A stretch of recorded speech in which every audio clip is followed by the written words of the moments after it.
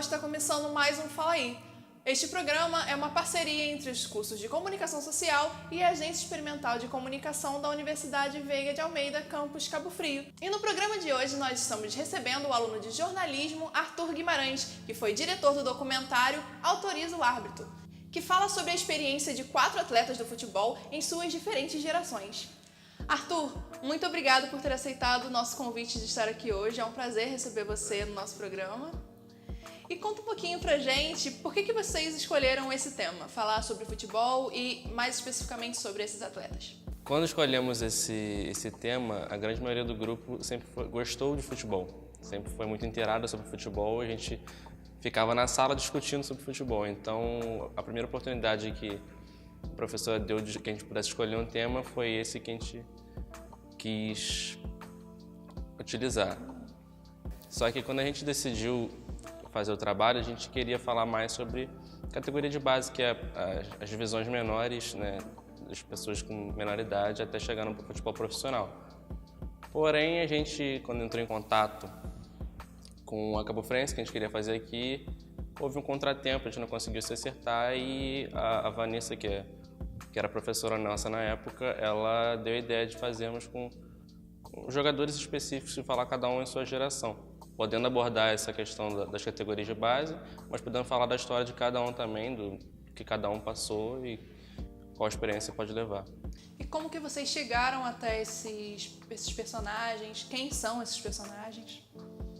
O Matheus foi o primeiro que a gente entrou em contato. Ele era amigo de uma pessoa que estava no meu grupo, morava no bairro dele, só que ele foi para São Paulo jogar num time lá, Franca, se eu não me engano. E a gente conseguiu entrar em contato com ele e quando ele estava aqui, a gente conseguiu gravar com ele.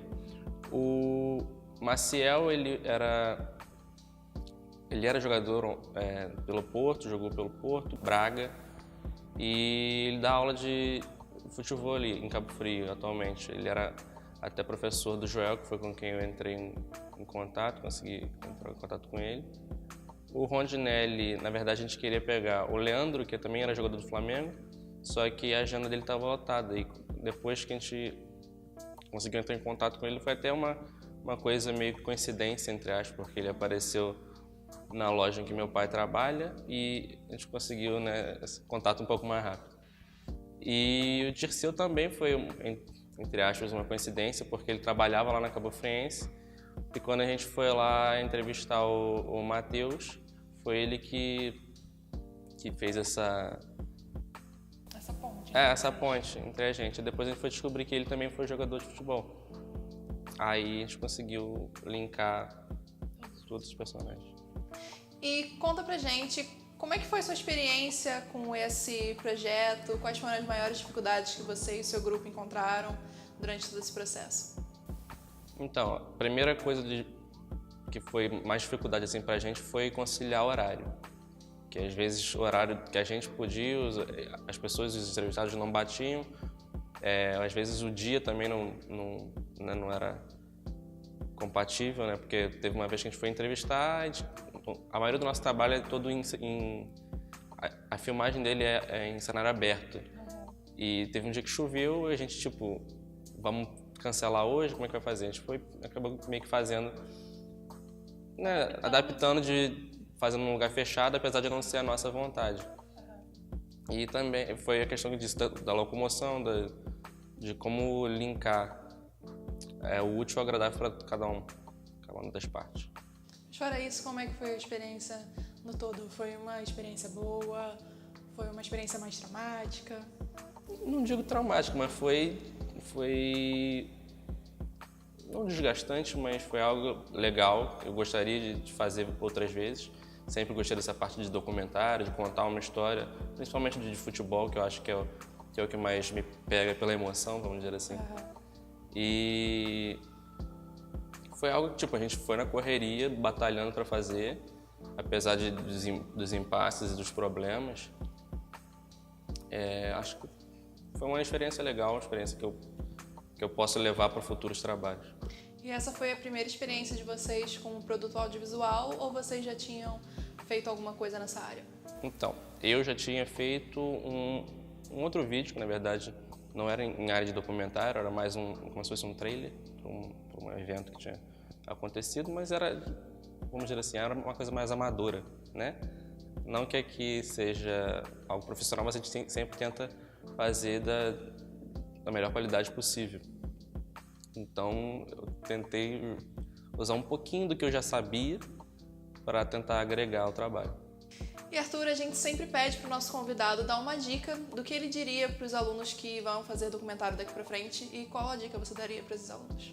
Acho que de dica que eu daria é não desistir na primeira dificuldade que aparecer, porque é um trabalho que exige tempo, paciência, sim, mas que o resultado, na maioria das vezes, ele é gratificante, é algo que você vai se orgulhar de ter feito. Arthur, muito obrigado mais uma vez por ter aceitado o nosso convite, estar aqui hoje com a gente, conversando, esclarecendo como foi esse processo do documentário de vocês. E é isso, eu espero que você tenha muito sucesso aí na sua área, na sua formação de jornalismo. Obrigado. Foi um prazer estar aqui. Pode contar comigo. E é isso, pessoal. O Fala Aí dessa semana já está chegando ao fim, mas se você quiser rever este e outros episódios, é só acessar o canal da Agência Experimental de Comunicação da UVA Cabo Frio. Lá você encontra todos os episódios das 2 temporadas do Fala Aí. Fique agora com o documentário Autoriza o Árbitro. Tchau e até a próxima!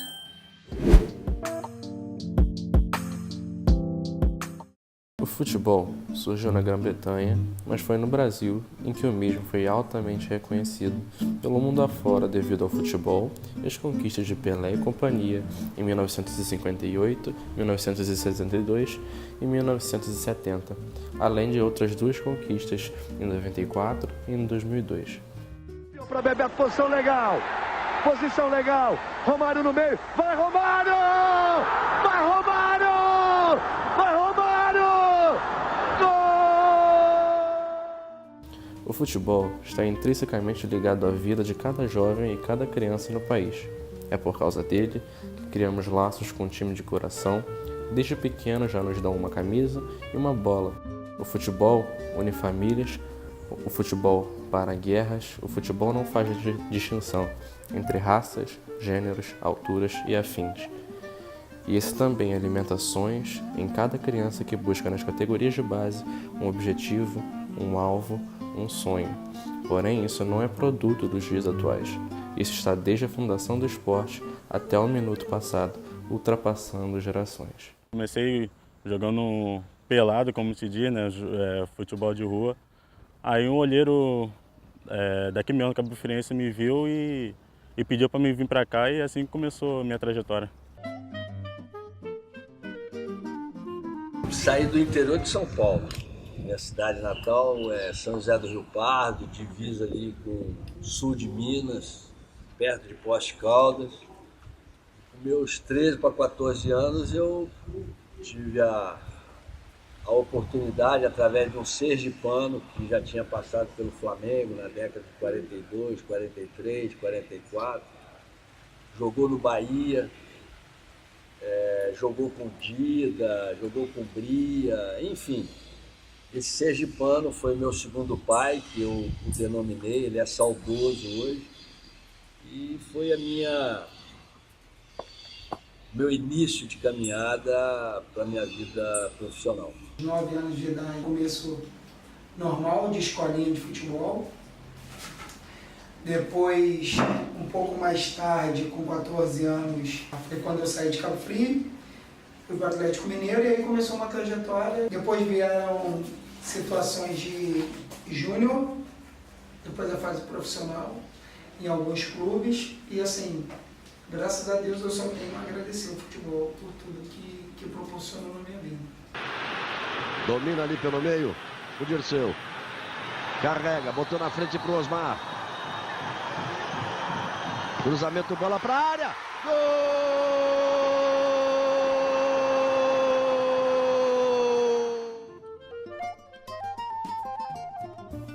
Na minha infância eu comecei no Ceilândia e no Estrelinho em Brasília, desde os 8 anos de idade, né? Comecei na escolinha.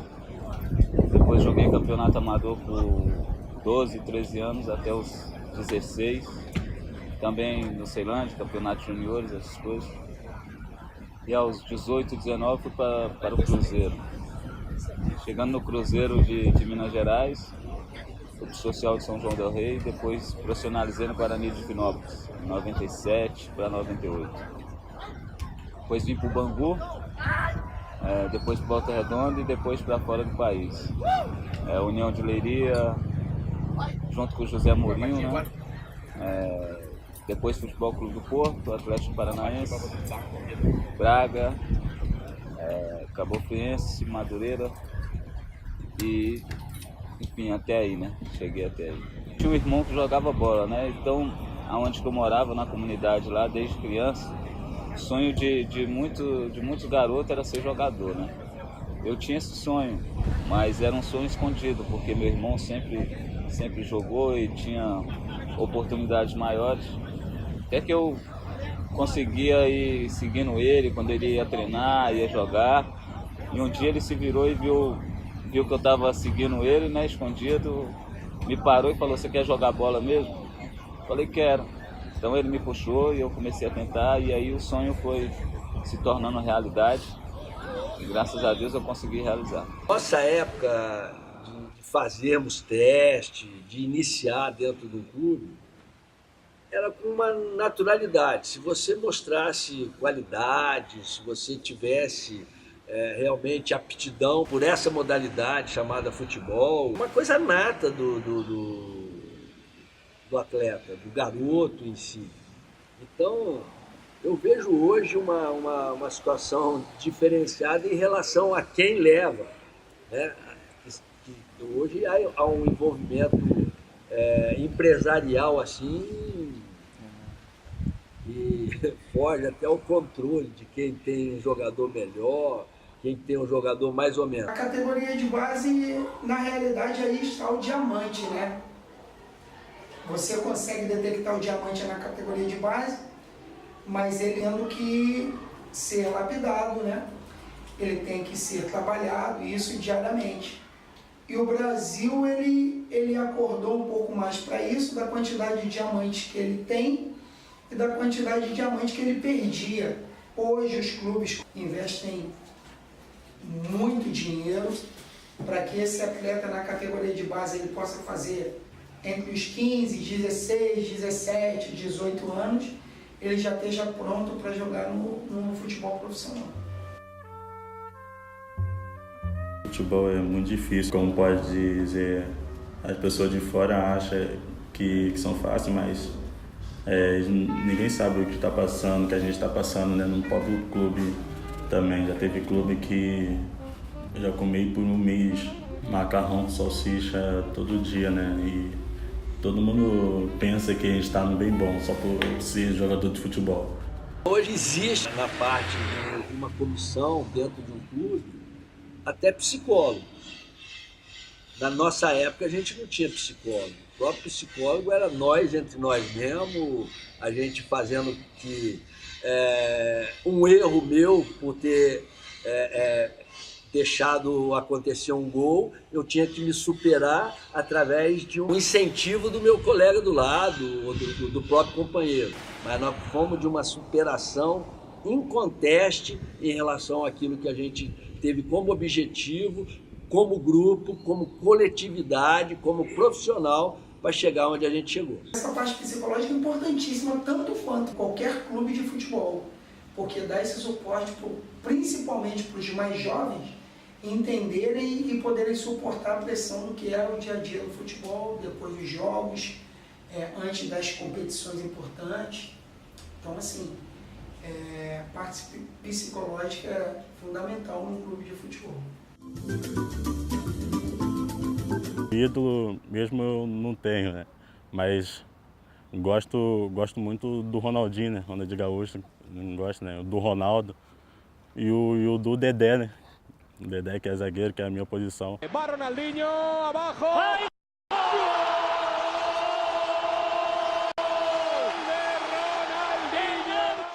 Jogar no Barcelona, Real Madrid na vida. Mas a Deus, até lá eu vou chegar para jogar lá. Quando eu cheguei no Porto, a gente já almejava esse título, todo mundo já sabia, nos sorteios a gente ficava torcendo para cair esse time ou o outro, tá entendendo? para não cair um time tão forte. A gente estava preparado para jogar qualquer um, mas se não caísse um tão forte, para a gente era melhor, né?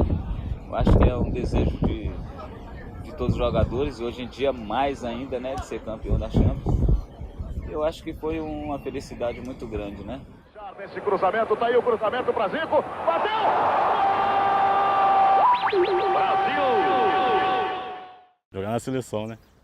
Com certeza, de todo jogador é jogar na seleção.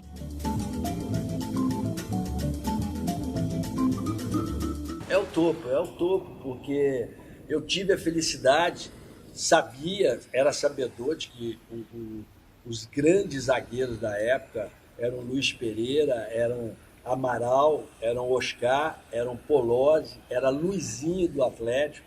Agora, quando você é lembrado pelo próprio treinador que trabalhou no Flamengo, me dá a oportunidade de participar das eliminatórias em Cali, na Colômbia, para chegar no Mundial na Argentina. Logo depois, passando o Mundial de 78, que a Argentina foi campeã.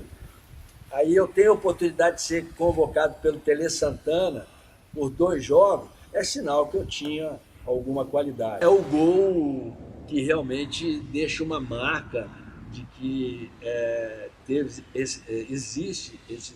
existiram, né, esses slogans de que craque o Flamengo fazia em casa, como uma marca totalmente registrada para todos aqueles atletas que tanto que depois teve a geração Paulo Nunes, Djalminha, Marcelinho, mas a geração Zico foi a que deixou a maior conquista de títulos. Zico para bater, tomou distância, correu, Rondinelli tentou, atenção, Rondinelli, gol!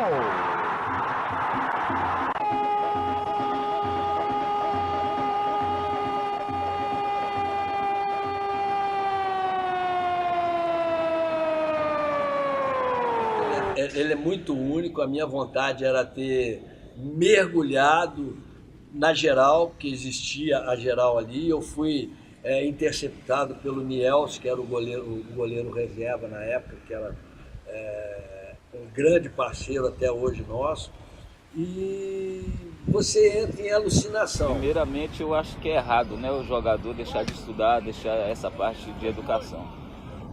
Eu já vi muitos amigos, muitos atletas acabar a carreira, não ter estudo nenhum, fazer até a 4ª, 5ª série e não saber investir o que ganhou e depois ficar na miséria.